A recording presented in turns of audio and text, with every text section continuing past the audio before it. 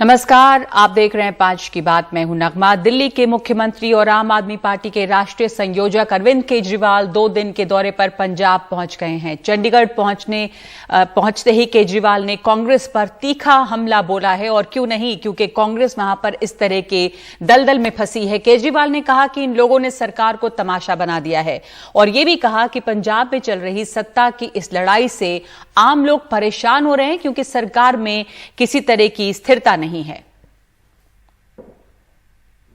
हम देख रहे हैं कि इस वक्त पंजाब में किस तरह से राजनीतिक माहौल है, राजनीतिक अस्थिरता बनी हुई है, वो बहुत ही दुर्भाग्यपूर्ण है।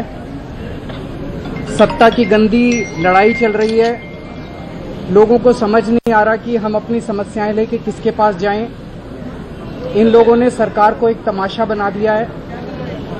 अब आम आदमी पार्टी ही पंजाब को एक स्थिर सरकार दे सकती है, अच्छी सरकार दे सकती है, ईमानदार सरकार दे सकती है। अरविंद केजरीवाल वहां पहुंचे और कहा कि कांग्रेस में जो तमाशा है उसकी जगह पे आम आदमी पार्टी एक अच्छी सरकार दे सकती है। पंजाब चुनाव से ठीक पहले इस घमासान से वैसे कांग्रेस के अंदर में भी भारी उथल पुथल है और असंतोष भी है जो सामने आ रहा है। कांग्रेस के वरिष्ठ नेता कपिल सिब्बल ने पंजाब संकट के संदर्भ में आज कहा कि पार्टी को यह देखना होगा कि आखिर लोग क्यों छोड़कर जा रहे हैं। यह भी कहा कि जब कांग्रेस में भी कोई अध्यक्ष नहीं है तो फिर फैसले ले कौन रहा है। हमारे लोग हमें छोड़ के जा रहे हैं, तो सवाल उठता यह है कि क्यों जा रहे हैं लोग। हम इतना तो जरूर कह सकते हैं कि उनकी निंदा भी कर सकते हैं कि क्यों पार्टी छोड़ के चले गए, लेकिन शायद हमें यह भी सोचना होगा, खुद से पूछना होगा, हो सकता है हमारी भी शायद कोई गलती रही हो। अब in our party at the moment there is no president, so we don't know who is taking these decisions. We know and yet we don't know. We are not one of those who will leave the ideology of the party and go anywhere else. In fact, it's ironic कि जो लोग इनके खासम खास थे वो तो इनको छोड़ के चले गए, और जो लोग ये समझते हैं इनके खासम खास नहीं हैं वो आज भी इनके साथ खड़े हैं। This is the irony of the Congress party. एक बात तो स्पष्ट है, हम जी हजूर 23 नहीं है, ये तो बात स्पष्ट है, ठीक है ना। हम अपनी बात रखेंगे और रखते जाएंगे, और जो अपनी मांगे हैं वो हम दोहराएंगे। बहुत दिलचस्प है जो कपिल सिब्बल ने कहा, काफी खुलकर कहा, बहुत साफ बातें कही। हमारे साथ मौजूद हैं वरिष्ठ पत्रकार निर्मल पाठक और professor हरजेश्वर Pal Singh, SGGS college Chandigarh. निर्मल जी, कपिल सिब्बल की जो बातें हैं बहुत दिलचस्प हैं और बहुत खुलकर उन्होंने कहा, साफ कहा कि हम जी हुजूर 23 नहीं है। ये भी कहा कि जो खासम खास लोग थे वो छोड़कर चले गए, जो वो समझते हैं खासम खास नहीं थे उनके, वो लोग हम हैं और हम यहीं बने हुए हैं। साफ है कि बहुत असंतोष है। ये सवाल कि अध्यक्ष है नहीं कोई, फैसले कौन ले रहा है। कांग्रेस के अंदर में काफी दरार है जो सामने आ गई बहुत अच्छी तरह से। ये कोई अभी का मुद्दा नहीं है, ये पंजाब क्योंकि ताजा मसला हुआ है इसलिए ये बातें आ रही हैं फिर से। पर कपिल सिब्बल और उनके साथ के जो दूसरे नेता हैं, जो जिसको G23 कहा जा रहा है, वो काफी पहले से ये सब इन सब मसलों को उठा रहे हैं कि कांग्रेस में एक तो लीडरशिप का मसला है कि कांग्रेस अध्यक्ष का इलेक्शन क्यों नहीं हो रहा है। करीब 1.5 साल के आसपास हो गया जब कांग्रेस सोनिया गांधी इंटरिम प्रेसिडेंट है, और कांग्रेस में ये वाकई जो सिब्बल कह रहे हैं वो बिल्कुल सही बात है कि ये पता नहीं चल रहा है कि फैसले कौन ले रहा है। सोनिया गांधी अध्यक्ष हैं लेकिन अध्यक्ष नहीं है, राहुल गांधी अध्यक्ष नहीं है पर अध्यक्ष की तरह वो व्यवहार कर रहे हैं। प्रियंका गांधी उत्तर प्रदेश की इंचार्ज महासचिव हैं, लेकिन वो पंजाब के फैसलों में वो शामिल होती हैं। तो ये एक केओस वाली स्थिति है, वो बात बिल्कुल सही है, लेकिन इसका हल भी कांग्रेस के लोगों के पास ही है। तो अब लेकिन निर्मल जी, अब ये लग रहा था कि हल हुआ, क्योंकि जो सेंट्रल लीडरशिप है, अब वो राहुल गांधी, प्रियंका गांधी, सोनिया गांधी जो भी फैसले ले रहे हैं, पंजाब में जो एक तरह से रिस्ट्रक्चरिंग हुई, लगा कि ये जो केओस था, ये उठापटक मची हुई थी, वो अब सेटल हो गई। लेकिन जिस तरह से सिद्धू ने इस्तीफा देकर, जबकि वो कथित तौर पे प्रियंका गांधी से काफी करीब हैं, तो जो उन्होंने इस्तीफा दिया वो सबके लिए चौंकाने वाला था। और ऐसे में लगता है कि चाहे राहुल गांधी हो या प्रियंका गांधी, वो सब बिल्कुल अचंभित रह गए, चौंक गए। उनके लिए भी एक शॉकिंग था। तो उनको भी ये एक तरह से एक अजीब सी स्थिति में खड़ा करता है कि वो कंट्रोल में नहीं है स्थिति के। देखिए, सेंट्रल लीडरशिप, ये कहा गया कि सेंट्रल लीडरशिप अपनी अथॉरिटी असर्ट कर रही है। सेंट्रल लीडरशिप की अथॉरिटी, किसी भी नेता की अथॉरिटी आती है उसके डिलीवर की कैपेसिटी से, कि नेता क्या देने में सक्षम है अपने कैडर को, अपनी पार्टी को। और वो तय होता है पार्लियामेंट्री डेमोक्रेसी में, वो तय होता है चुनावों से कि आप चुनाव जिताने में सक्षम हैं या नहीं है। आज की तारीख में राहुल गांधी पंजाब में उनके दम पर पार्टी चुनाव नहीं जीत सकती जी। पार्टी को वहां एक लोकप्रिय चेहरा चाहिए था, जो उन्होंने सोचा कि नवजोत सिंह सिद्धू हो सकते हैं, क्योंकि अमरिंदर सिंह के खिलाफ नाराजगी ज्यादा थी राज्य में, कांग्रेस के कैडर में भी और लोगों में। तो वो फैसला वहां तक समझ में आता है। पर नवजोत सिंह सिद्धू के ऊपर आपको अपना कंट्रोल रखने के लिए आपको नवजोत सिंह सिद्धू से बड़ा नेता बनना पड़ेगा ना जी। बिल्कुल बिल्कुल। हाँ। वो तो राहुल गांधी या प्रियंका गांधी अभी है नहीं। तो इसलिए नवजोत सिंह सिद्धू अपनी वहां चलाना चाहते हैं। और ये एक कदम आगे और दो कदम पीछे वाली राजनीति है। जब आपने नवजोत सिंह सिद्धू को वहां पे अमरिंदर सिंह के मुकाबले में ज्यादा वेटेज दिया, तो आपको फिर उनको उनको छूट देनी चाहिए कि वो अपने हिसाब से फैसले करें। आपने उनको मुख्यमंत्री नहीं बनने दिया, लेकिन वहां जिस चीज के लिए वो अमरिंदर सिंह से लड़ रहे थे वो आपने पूरी नहीं होने दी। वो जो अमरिंदर सिंह जी के समय में जो चीजें चली आ रही थी, वो अगर वैसे ही चलेंगी तो उस चेंज का कोई फायदा नहीं है। बिल्कुल। तो ये जो पंजाब में पीछे खींचने वाली राजनीति, ये आज के समय में ये नहीं चल सकती। जब आप चुनाव के ठीक पहले किस तरह का नुकसान ये पहुंचाएगी प्रोफेसर हरजेश्वर पाल सिंह? आपको लग रहा है कि ये मामला सुलझ जाएगा? नवजोत सिंह सिद्धू ने जाहिर तौर पे किसी नाराजगी, कहा जा रहा है कि कैबिनेट में जो पद उन्हें चाहिए थे अपने लोगों के लिए वो नहीं मिला, जो वजह रही होंगी उनकी, उन्होंने जो ये इस्तीफा दिया, अब मुख्यमंत्री जो हैं वो कह रहे हैं चन्नी के मुझे कोई ईगो नहीं है, मैं बातचीत करूंगा और हम ये सुलझा लेंगे। आपको क्या लग रहा है, ये मामला सुलझता हुआ नजर आ रहा है? क्या सिद्धू मानेंगे? ये मसला चुनाव के पहले हल होगा? नगमा, जहां तक कांग्रेस का सवाल है और नवजोत सिद्धू का सवाल है, तो इसमें ये बारे में हमें ये देखना पड़ेगा कि नवजोत सिद्धू अगर कोई डिसीजन लेते हैं तो फिर उसके ऊपर स्टिक करते हैं। ये उनकी एक पॉलिटिक्स की खासियत रही है, चाहे उनमें कमी कह लो, जहां उनकी खासियत है कि चाहे पहले जब उन्होंने बीजेपी को छोड़ा तो उन्होंने कह दिया कि मैं अमृतसर से ही इलेक्शन लड़ूंगा, तो उसके बाद उन्होंने और कहीं पे इलेक्शन नहीं लड़ा। उसी तरह जब उन्होंने उनसे पद छीन लिया गया, मिनिस्ट्री छीन ली गई थी लोकल बॉडीज की, तो उसके बाद तमाम कोशिशों के बावजूद भी उन्होंने कोई और मिनिस्ट्री नहीं ली। तो अब जब उन्होंने कह दिया कि मैंने ये छोड़ दिया है पीपीसी की प्रेसिडेंट, और ये कारण है कि मेरे मर्जी के जहां वो सो कॉल्ड टेंटेड जो मिनिस्टर थे उनको लिया गया, या कुछ ऐसे ऑफिसर्स को लगाया गया जिनके बारे में वो बरगाड़ी कांड में जिनकी भूमिका बड़ी शक्की थी।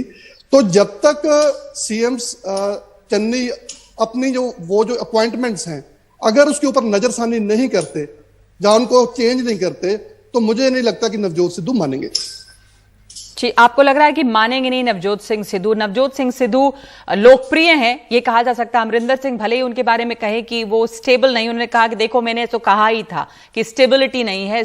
वो क्या मतलब, कहा जाता है कि बोल पहले देते हैं बाद में सोच रहे हैं। आप कैसे देख रहे हैं उन्हें? एक पॉपुलर चेहरा सोचकर शायद उन्हें प्रियंका गांधी, राहुल गांधी ने आगे लाया, लेकिन चरणजीत सिंह चन्नी मुख्यमंत्री बने, तो और अब इनकी नाराजगी ये कांग्रेस को कितना नुकसान पहुंचाती है? और कांग्रेस को अगर नुकसान होता है तो इसका फायदा क्या आम आदमी पार्टी को मिलता हुआ दिख रहा है? मुख्यमंत्री दिल्ली के और आम आदमी पार्टी के अध्यक्ष वहां पहुंच चुके हैं और उन्होंने सीधे इस बात का फायदा उठाया है। जाहिर है कोई भी कहेगा कि देखिए किस तरह की अफरा तफरी मची है इसमें, ऐसी पार्टी पर आप क्या भरोसा करेंगे? बिल्कुल नगमा, इसमें देखो एक बात तो क्लियर है कि नवजोत सिद्धू जो है वो पंजाब में बहुत पॉपुलर है। उनकी पॉपुलैरिटी के लिए कारण ही, और अमरिंदर सिंह के मुकाबले में उनकी पॉपुलैरिटी बहुत ज्यादा है। और पॉपुलैरिटी वो इसलिए उनकी रही है कि वो कंसिस्टेंटली उन्होंने कुछ स्टैंड लिए हैं पंजाब के मुद्दों के ऊपर, करप्शन के खिलाफ बोले हैं और उसके लिए उन्होंने सैक्रिफाइस भी किया हुआ है। उन्होंने उनके पद भी उनसे छीने गए हैं, उनकी मिनिस्ट्री भी उनके हाथ से गई है और वो इस बात के ऊपर, और पॉपुलर चेहरा है, क्रिकेटर रहे हैं, एंटरटेनमेंट में भी उनका नाम है और बोल्डली बात करते हैं। और पंजाब में हमेशा वो व्यक्ति जो बोल्डली बात रखता है अपनी और बादलों की खिलाफत करता है, तो उसकी सपोर्ट जो है हमेशा रहती है। तो इसमें कोई शक नहीं है कि नवजोत सिद्धू पॉपुलर है और अगर नवजोत सिद्धू को किसी ना किसी तरीके से कांग्रेस मनाने में कामयाब होती है और चन्नी साहब के साथ उनकी जोड़ी अच्छी चल सकती है। क्योंकि चन्नी साहब के आने से क्या हुआ है कि जो दलित सपोर्ट है वो कांग्रेस को काफी ग्रास रूट्स के ऊपर मिल रही है। तो अगर ये दोनों इकट्ठे चलते हैं तो कांग्रेस फिर भी अच्छी पर यही तो सवाल है कि अगर इकट्ठे चलेंगे, क्या आप जैसा कह रहे हैं कि नवजोत सिद्धू मानते नहीं है जो फैसला उन्होंने ले लिया, तो क्या वो जैसे चन्नी कह रहे हैं कि वो ईगो नहीं है उन्हें, वो अपना ईगो छोड़कर मनाने को तैयार हैं, बातचीत करने को तैयार हैं, तो अब ये होगा? और इसमें आपको लग रहा है कि चीजें चुनाव के पहले ये लोग एकजुट हो पाएंगे? एक तो ये सवाल, दूसरे की आम आदमी पार्टी का भी वहां पे कोई बहुत बड़ा चेहरा नहीं है, कितना फायदा आम आदमी पार्टी को भी मिल सकता है कांग्रेस की इस कमजोरी का, क्योंकि बहुत पंजाब में उनके लिए कोई फेस तो कौन है वहां पे? आपको क्या लग रहा है?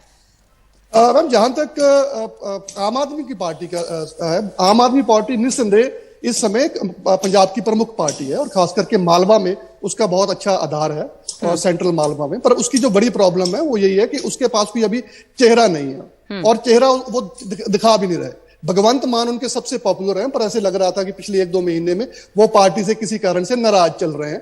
पर आज वो भी अरविंद केजरीवाल के साथ दिखाई दिए हैं। तो अगर भगवंत मान को लेकर आम आदमी पार्टी मैदान में आती है तो वो भी अच्छा प्रदर्शन कर सकती है। मगर हमें यह ध्यान रखना कि अभी भी आम आदमी पार्टी का सारे राज्य में वो उसकी स्थिति नहीं है। अभी भी वो दोआबा में और माझा में कंपैरेटिवली कमजोर है।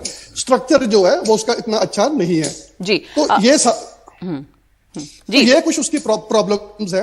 हाँ। तो अगर वो इन प्रॉब्लम्स को सॉल्व करती है, अच्छे चेहरे दे सकती है और किसान आंदोलन का भी उसको, मुझे लगता है कि उसका भी किसी ना किसी तरीके से तो फायदा होगा, क्योंकि किसान आंदोलन से कांग्रेस और अकाली दल जो है दोनों के खिलाफ लोगों का रोष बढ़ा हुआ है। आपसे आखिरी कमेंट, आपको क्या लग रहा है इसका फायदा आम आदमी पार्टी उठा पाएगी? आम आदमी पार्टी के पास जो चेहरा पंजाब में भगवंत मान का अभी है, लेकिन कोई ऐसा प्रोजेक्शन नहीं है, हालांकि वो साथ साथ घूम रहे हैं, और कांग्रेस की ये उठापटक जो है पंजाब में तो उनकी स्थिति खराब करती ही है, दिखा रही है कि कांग्रेस में बिल्कुल कोई स्थायित्व नहीं है, लीडरशिप की कमी जो बातें हैं, पर पंजाब के कॉन्टेक्स्ट में और ज्यादा अमरिंदर सिंह के जाने के बाद अगर लग रहा था कि चीजें समझ जाएंगी, तो वो ऐसा है नहीं अभी। बिल्कुल, देखिए, इससे अगर पंजाब का मामला नहीं सुलझता है इनका, तो उससे जो नेतृत्व की राजनीतिक परिपक्वता है उस पर पहले से भी संदेह होता रहा है और वो संदेह और ज्यादा मजबूत होगा। जो ये G23 जो कपिल सिब्बल जो बात कर रहे हैं उस पर उसको और ज्यादा महत्व मिलने लगेगा पार्टी में, ये बातें और ज्यादा बढ़ेंगी। और पंजाब में अभी आज की स्थिति में, जिस स्थिति में कांग्रेस अब खुद को ले आई है, उसमें उनके पास जो सबसे बेहतर चेहरा है वो नवजोत सिंह सिद्धू का है। मुझे नहीं लगता कि और किसी, और आम आदमी पार्टी का आप देख लीजिए, केजरीवाल आज वहां थे, उन्होंने जो नवजोत सिंह सिद्धू ने जो डिमांड्स रखी हैं, जो उन्होंने बातें कही हैं, उन्हीं को उन्होंने रिपीट किया है। आम आदमी पार्टी भी उसी सेंटिमेंट पे वहां आगे बढ़ना चाह रही है। तो नवजोत सिंह, उनके पास नवजोत सिंह सिद्धू का भी विकल्प है। अगर नवजोत सिंह सिद्धू, कांग्रेस अमरिंदर सिंह को ऑलरेडी आपने वहां कंडेम कर दिया कि वो किसी काम के नहीं है, और नवजोत सिंह सिद्धू अगर छोड़ के जाते हैं आम आदमी पार्टी में, तो सबसे ज्यादा नुकसान इस समय कांग्रेस को ही उसको झेलना पड़ेगा, चाहे चन्नी को रखें या नहीं रखें as chief minister Charanjit Singh Channi. मतलब आप कह रहे हैं कि ये भी गुंजाइश है कि नवजोत सिंह सिद्धू आम आदमी पार्टी में भी जा सकते हैं, बशर्ते आम आदमी पार्टी ने अभी तक उनके खिलाफ ऐसी कोई बात नहीं है। किसी ने कमेंट जरूर किया था, लेकिन वो उसके बाद से आम आदमी पार्टी के लीडर्स काफी संभल के बोल रहे हैं नवजोत सिंह सिद्धू पर अटैक के मामले में। बिल्कुल बिल्कुल, वो सब ये कह रहे हैं कि कांग्रेस ने एक तमाशा खड़ा किया हुआ है यहाँ पर और इसे सुधारने की जरूरत है। शुक्रिया आपका निर्मल जी, और शुक्रिया आपका प्रोफेसर साहब हमसे चर्चा करने के लिए इस बारे में। पंजाब में कांग्रेस की हालत खराब है और ये नए नए वहां पर मोड़ आ रहे हैं इस पूरे राजनीतिक ड्रामे में, और इस बीच में कपिल सिब्बल जैसे वरिष्ठ नेता ने आज ये साफ कहा है कि हम जो हैं वो जी 23 नहीं है। सब पता नहीं है कि कौन लीडरशिप यहां पर क्या है और फैसले कौन ले रहा है, तो बड़े सवाल उठाए उन्होंने कांग्रेस के नेतृत्व पर भी। इस वक्त 5 की बात में एक ब्रेक ले रहे हैं। ब्रेक के बाद पकड़े गए, कश्मीर में पकड़े गए आतंकवादी ने पाकिस्तान की हरकतों की पोल खोली।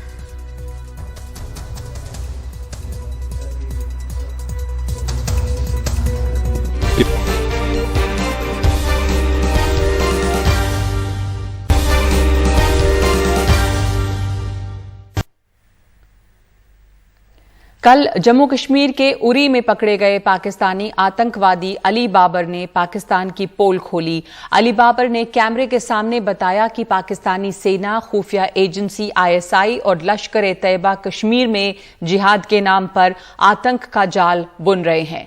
आतंकी संगठन मजबूर और गरीब युवाओं को टारगेट कर उनकी मजबूरी का फायदा उठाते हैं। अली बाबर नाम के इस आतंकवादी ने बताया है कि उसकी 6 आतंकियों का समूह मुख्य रूप से पाकिस्तान के पंजाब से था। गरीबी के कारण उसे गुमराह किया गया। इसके बाद लश्कर में शामिल होने का लालच दिया गया। मां के इलाज के लिए 20,000 रुपए आतंकियों की ओर से दिए गए। साथ ही 30,000 रुपए देने का वादा भी किया गया। हथियार चलाने का प्रशिक्षण देने वाले में अधिकांश पाकिस्तानी सेना के जवान थे। पाकिस्तान आर्मी में ट्रेनिंग से पहले जो बात की थी ना, ये पैसे मुझे आसान है। पहले 20,000 दिया और बाकी पासपोर्ट करने के बाद 20,000 देना था। तो पाकिस्तान आर्मी के सूबेदार था, वहाँ से उसको प्रोग्राम रखा वो मुझे मास्क फैबर में भी प्रोग्राम ट्रेनिंग। आप ट्रेनिंग कैंप में वहाँ ट्रेनिंग थे 9 बजे थे और 7 से छोटा नहीं। तो पाकिस्तान में ट्रेंड इस आतंकवादी का ये कबूलनामा एक बड़ी खबर है। इसने एक तरह से पाकिस्तान की जो पोल है वो खोल दी है। इस कबूलनामे पर और जानकारी दे रहे हैं हमारे सहयोगी नजीर मसूदी। जब हम वहां गए, आर्मी ने कहा कि वहां उन्होंने एक मिलिटेंट को पकड़ा है, दूसरा मारा गया है। जो ऑपरेशन 18 सितंबर से शुरू हुआ था वो कल खत्म हो गया। ये लश्कर का मिलिटेंट, इसने बताया 3 हफ्ते तक उसकी ट्रेनिंग ली गई है और उसके घर वालों को उसको बताया गया 50,000 रुपये पाकिस्तानी करेंसी दी जाएगी, 20,000 दिए गए। कहा आप यहाँ पट्टन बारामूला में हथियारों के खेप पहुंचा दो, उसके बाद जब आप वो ठीक तरह पहुंचाओगे आपको और 30,000 दिए जाएंगे। और जब वो 6 जो इन्फिल्ट्रेटर्स थे, जो मिलिटेंट थे, वो दाखिल होने की कोशिश कर रहे थे, आर्मी ने उनको ललकारा। 4 वापस भाग गए हैं, लेकिन 2 वहां जो उनका घेराव किया गया और कल जो मंडे था, सोमवार को, उनमें से एक मारा गया और इसको अली बाबर पात्रा को पकड़ा गया। आर्मी के लिए न सिर्फ एक कामयाबी है कि देखिए अगर कोई सरेंडर करना चाहता है तो वो सरेंडर लेंगे, चाहे पाकिस्तानी मिलिटेंट क्यों न हो। वही आर्मी की एक मैसेज है कि जब इसने चिल्लाया और उसने कहा मेरी जिंदगी बख्श दो, उसने कहा मैं सरेंडर कर रहा हूं और उन्हें उसका सरेंडर लिया। दूसरी बात यह है कि किस तरह पाकिस्तान में कैंप्स दोबारा एक्टिवेट हो चुके हैं और आर्मी का यह कहना है कि किस तरह पाकिस्तानी मिलिट्री इसमें डायरेक्टली इन्वॉल्व हुआ है। तीसरी बात है कि हथियार किस तरह यहां भेजे जा रहे हैं और उसके साथ ही हमले करने की क्या जो साजिश रची जा रही है। और अहम बात इसमें यह है, जब ये इन्फिल्ट्रेशन हो गई, घुसपैठ हुई, ये 18 तारीख को हुई, 18 सितंबर को। 18 सितंबर क्यों अहम है? क्योंकि 5 साल पहले 18 सितंबर 2016 को एक बहुत बड़ा आत्मघाती हमला हुआ था उड़ी में आर्मी कैंप पे, जिसमें 19 आर्मी जवान मारे गए थे। तो क्या ये उसी तरह के हमले की साजिश थी? लेकिन जो इस मिलिटेंट ने जो खुलासा किया, उसका ये कहना है उसको हथियार यहाँ लाने के लिए बताया था कि पट्टन इलाके में, बारामूला जिले में आप वहां पहुंचा दो और आपको ये पैसे दिए जाएंगे। हमने कोशिश की थी कि आर्मी के जो सीनियर अफसर हैं, मेजर जनरल वीरेंद्र वैद से वहां बात करने की।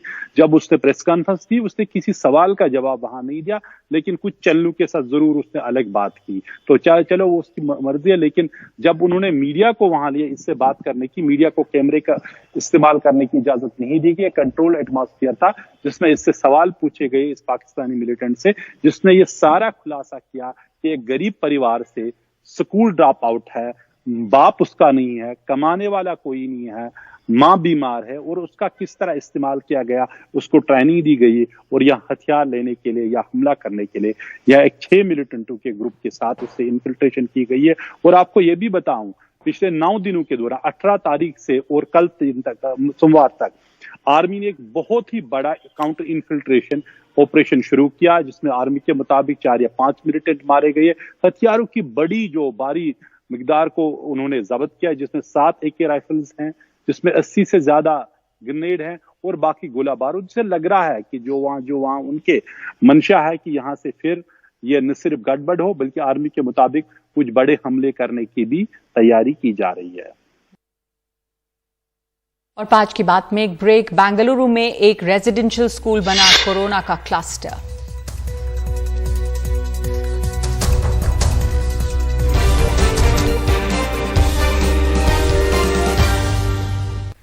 बेंगलुरु का एक रेजिडेंशियल स्कूल कोरोना का क्लस्टर बन गया है, यानी यहां पर सबसे ज्यादा कोरोना के मामले एक साथ पाए गए हैं। यहां पर पढ़ने वाले तकरीबन 500 छात्रों में से 60 कोरोना पॉजिटिव पाए गए, जिनमें से 2 में लक्षण पाए गए हैं। ऐसे में स्कूल 20 अक्टूबर तक के लिए बंद कर दिया गया है और अभिभावक अपने बच्चों को यहां से वापस घर ले जा रहे हैं।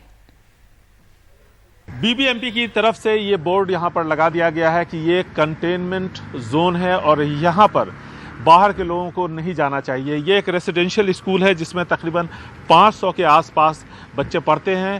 12वीं क्लास तक का ये स्कूल है और ये जो गाड़ियाँ आप देख रहे हैं, इसमें जैसे ही इन बच्चों के माता पिता को पता चला कि यहाँ पर 60 बच्चे पॉजिटिव पाए गए हैं, उसके बाद एक के बाद एक माता पिता यहाँ आ रहे हैं, अपने बच्चों को ले जा रहे हैं। देखिए यहाँ पर भी, इस गाड़ी में भी देखिए बच्चे लौट रहे हैं, उनके पेरेंट्स इस गाड़ी में मौजूद हैं, वो बच्चों को ले जा रहे हैं यहाँ से।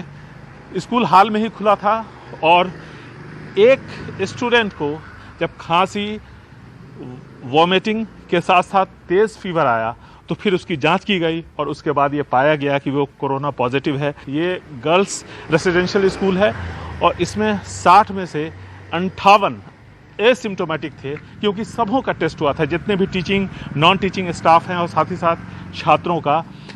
2 को सिम्टम पाया गया है, उन दोनों को बेंगलुरु शहर के अस्पताल में भर्ती करवाया गया है और बाकी जो छात्राएं यहाँ पर हैं जो असिम्टोमेटिक हैं, उन सब को यहाँ पर क्वारंटीन कर दिया गया है। देखिए लगातार गाड़ियों का सिलसिला आने का सिलसिला जारी है। 20 तारीख या इसके बाद 20 अक्टूबर के बाद स्कूल दोबारा खुलेगा। यहाँ पर सैनिटाइजेशन वगैरह की पूरी व्यवस्था की गई थी, जैसा कि स्कूल प्रबंधन का कहना है। बाहरी बेंगलुरु से कैमरामैन गोविंद मूर्ति के साथ निहाल किदवई, NDTV इंडिया।